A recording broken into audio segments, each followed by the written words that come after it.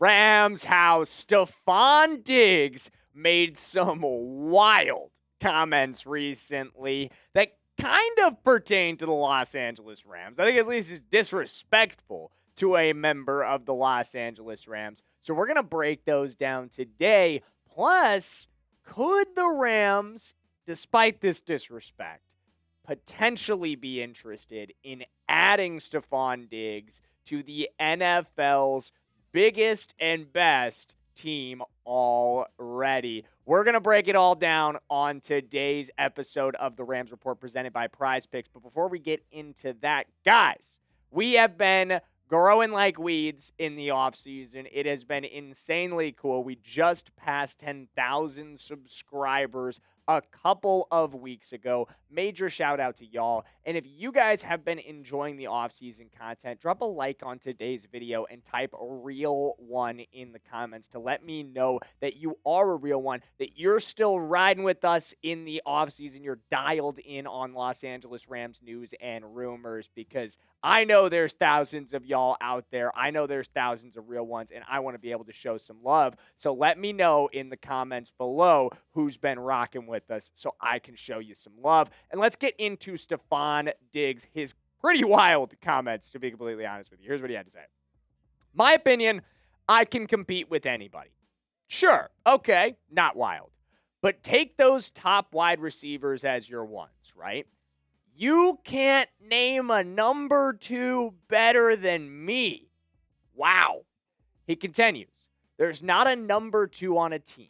Let's presumably give people the credit and just say, okay, you want to take the number 1 spot away. Name your number 2 receiver right now and tell me how much he makes. And then my last question, is he better than me? I'm just going to go out and say the statement from Diggs that there is not a better receiver 2 in the NFL than he is just flat out not true. On one hand, I like the confidence. I think that's the kind of energy you need to have to succeed in the NFL long term. You need to believe in yourself to that degree. But we've also got to be a little bit realistic about some of the receiver 2s who are running around in the NFL these days. We got some dogs at the end of the day. I mean, number 1, our guy. I would say the best receiver 2 in the league, and we're going to get into it more in a minute, is Davante Adams. It is not particularly close, in my opinion, either. Number 2, I'd give that role to T. Higgins. Cincinnati Bengal. We saw him in the Super Bowl, got away with a crazy offensive pass interference against Jalen Ramsey, but that dude's still pretty good. He's still a talented player. Jamison Williams, actually cousin of Kyren Williams, our running back. No little known fact there. Someone I interviewed back in the day as well, and a St. Louis native. Love him. Think he's a really good player. I would also consider him better than Stefon Diggs at this point. And then I'd even give this, I think you could go either Jalen Waddle or Courtland Sutton for Denver, depending on who you think is their receiver 2. I think that's going to shake out as the season rolls, but I honestly think they're both better than Stefon Diggs. I think at least these 4 guys, and there's potentially arguments for a number of others who I might have missed, are all better than Stefon Diggs and receiver 2s in their respective offensive systems. But number 1 is definitely our guy. Like, stop playing with me. Davante Adams is so much better than Stefon Diggs is right now. And I don't want to disrespect Stefon Diggs, because at the end of the day, he's still a really good player. We're going to talk about that in a minute. But the gap between him and a guy like Davante is just simply, I mean, at the end of the day, the eye test tells us Davante Adams is still I would say, top 10 receiver in this league. I think definitely he is a top 15 receiver in this league. If you want to say that's a little bit of a Rams bias take from me to say he's a top 10, okay, sure. I think he's still at least a top 15 receiver in this league. I think he is undeniably the best red zone weapon operating in the NFL today. 14 touchdowns last season on 60 catches, 111 targets, 789 yards. And remember, he is opposite a guy who gets as much volume as any receiver in the NFL in Puka.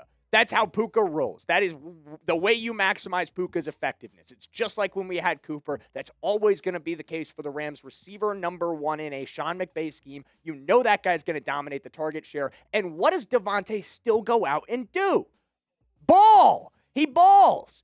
Stefon Diggs, great season last year. Not trying to take that away from him. But let's compare some numbers. 114 targets for Davante Adams, 102 for Stefon Diggs. Diggs had 85 receptions to Davante's 60. Efficiency was better for Davante Adams, even though Diggs had more total yards. And it's just not even a comparison when you look at the touchdown metrics. 14 touchdowns for Davante Adams to just 4 for Diggs. So definitively, no. Stefon Diggs is not the best receiver 2 in the NFL. But could he be the best receiver 3 in Los Angeles? Absolutely.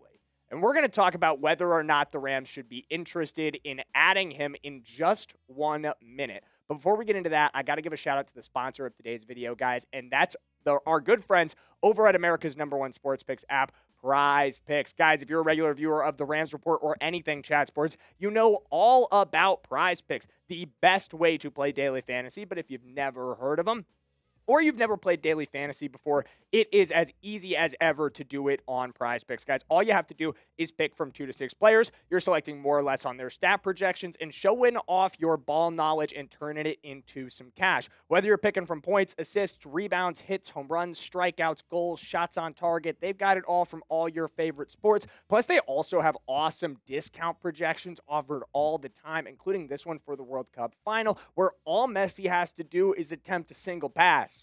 Guys, that's probably going to happen. So I'm including that in all of my World Cup lineups, including this one, which you guys can easily tailor fade on the PrizePicks social feeds feature by just dropping a follow on my username, Jackson Durham, just my first and last with no spaces. And you guys can tail me on a Lamine Yamal. All he needs to do is get 2 shots on target for us, and then we need that Messi pass, and we are cashing out $40. So you guys can tail me, you can fade me, whatever you do, just do it with our friends over at PrizePicks. And when you download the PrizePicks app today, make sure you use code HMA when you play your first $5 lineup to get an extra $50 in bonus lineups. That's code HMA when you play your first $5 lineup to get an extra $50 in lineups with PrizePicks. The clickable link to download the app is in the comments and the description below. As always, thank you to PrizePicks for sponsoring today's video. Let's continue discussing Stefon Diggs because Jeremy Fowler sounded off recently saying, I'm hearing he's going to have a market closer to training camp. I was told that at least 5 teams that need a wide receiver have been checking in. They're going to have to deal with the baggage and the headlines. They are what they are. I think there's certainly an argument that the Rams could be one of those 5 teams, that the Rams have a need at receiver beyond the top of the depth chart. We've talked about the top being as strong as it gets in the NFL, with, in my opinion, the NFL's #1 receiver in Puka Nacua, and again, a top 10 guy in Davante Adams. But you go beyond that, and if injuries were to come up to one of our top 2 guys, you're in a bit of a scary situation beyond that. Jordan Whittington thrust suddenly into the receiver 2 role. Is Konate Mutfield stepping up from being a 6th-round pick who produced just about 200 yards last season? And I like both of those guys. I think they could both be bigger contributors this season. But do we want them in that kind of a role in a season that is Super Bowl or bust? I really don't think so. So let's break down the argument for Stefon Diggs. I think there's a couple things working for him and at least one major thing that really works against him. And we're going to start with the thing that works against him because I think this recent quote is just kind of emblematic of it. He has a generally poor attitude. I think that's probably the right way to describe it. I think that might even be a generous way to describe it. And these kind of quotes, this kind of attitude in the media where you're like, I'm better than every receiver too, it's not going to sit very well with Davante Adams when he comes in. Maybe Davante just rolls that right off, doesn't care. He's like, you know what, Diggs can believe in himself all he wants to. That doesn't affect me. I'm very secure in who I am. But even if that's the case, would complaints about target share affect Davante? Would they affect Puka? Would they affect Stafford? Would this bother Sean McVay? At the end of the day, I think this is the biggest risk you take with bringing in Stefon Diggs and a personality like Stefon Diggs who has the history that he does. We know that this can be something that bothers him if he's not getting the kind of target share he wants. We just had a conversation about how much Puka dominates the target share. We know Davante is going to need to get his. What's left over for Diggs, and is it satisfactory for him? I just don't know. At the end of the day, that being the case, you're still dealing with what would easily be the best receiver 3 in the entire National Football League, not even close. It is just hands down. This would be a receiver trio that is almost impossible to stop. Like, good effing luck, every defense in the NFL. I mean, at the end, what are you going to do? You got 3 guys who are realistically threats to go for 1,000 yards. You've got an MVP at quarterback. You've got one of the NFL's best tandem run games in Kyren Williams and Blake Corum, and a tight end room that is as deep as it gets. Like, just stop. You might as well just quit now. Like, it is an unbelievably difficult defense to even imagine defending. Who do you double? Who do you leave single coverage on? Can you even think about playing man against this defense? I really don't think so. At the end of the day, you are screwed before it even begins if we add Stefon Diggs to this offense. And I really think that there's a lot of fun to be had in doing that. But maybe it's already that way. I think there's an argument for that. I think this offense is already an incredibly difficult juggernaut to stop, even without Stefon Diggs. Last pro to consider here. Could you get him on a ring discount? I certainly think it's possible. We all know the pain of Stefon Diggs' career. This photo is kind of iconic at this point. It's almost a meme, to be completely honest with you. It's kind of haunted him staring at the confetti and hoping that one year it's going to be his turn to get to celebrate. Whether it was an AFC championship all those years where he was stuck behind Patrick Mahomes with Josh Allen and the Bills, or finally getting over the hump and getting into the Super Bowl and then watching it all fall apart in a just absolute dismantling, courtesy of our divisional rivals, the Seattle Seahawks. Would he finally think, hey, this Los Angeles team is as good as a chance as I'm ever going to have to win a Super Bowl? It's not about money anymore for me. I'll make this work for the Rams cap-wise to get on a roster that gives me a chance. At the end of the day, I think there is a real opportunity that Stefon Diggs would do that. It doesn't really sound in character for him at the end of the day, but we know that this guy wants to win a Super Bowl. We know that this guy, I think you could argue that that's the number one thing left for him to do. I almost don't even know if that is an argument. I think that is the last thing left for him to accomplish. Would he be willing to put aside his pride, put aside some money, and take a ring discount to come chase one with the Rams? I think it's possible. If I'm Les Snead, I'm absolutely considering it. What say you, though? Should the Rams sign Stefon Diggs? Give me an S in the comments if you want to see it happen. Give me a P in the comments if you want to pass. And give me a little explanation as well. As always, I'll be in there responding to you guys. And I'm going to see y'all on Monday.